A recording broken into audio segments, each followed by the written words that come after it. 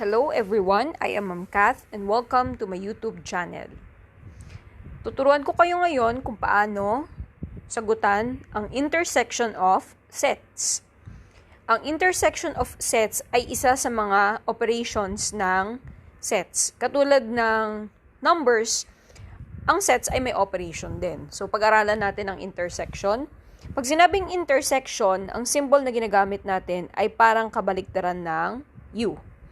Okay? So, halimbawa, hanapin natin ang intersection ng set A at set B. So, para masagutan natin yan, kailangan nating examine o i-observe yung mga elements na meron tayo. Umpisahan natin. Set A, ang laman ay A,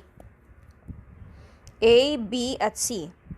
Set B, ang laman ay C, D, E. Kapag intersection ang pinapagawa sa atin, ang kailangan nating hanapin ay ano yung element na parehas na meron sa kanilang dalawa.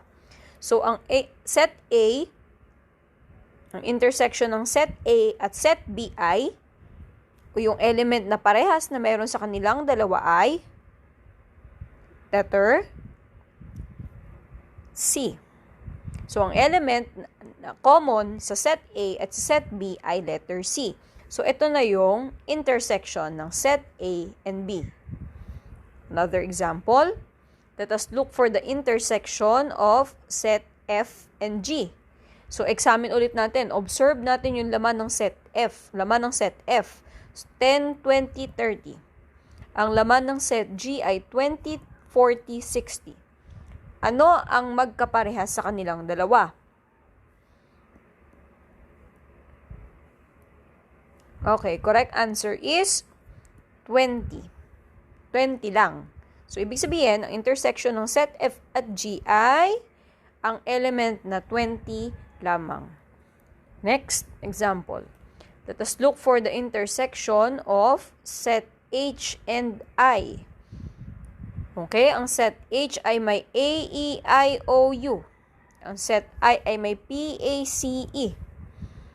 Ano yung parehas na meron kay set H at kay set I? Parehas silang merong A, tama? Bukod doon, ano pa? Parehas silang merong E? Meron pa po ba? Wala na. So, ibig sabihin, ang intersection ng set H at I ay ang elements A and E lamang. Okay, so ito na po yung ating sagot. Last example, let us find the intersection of set J and K. Ang set J and K ay may mga common elements, tama? So, may parehas silang may 4, parehas silang may 6, yun lang. So, kung yun lang, edi yun lang yung susulat natin na intersection nila, 4 and 6. Okay, so this is now the intersection of set J and K.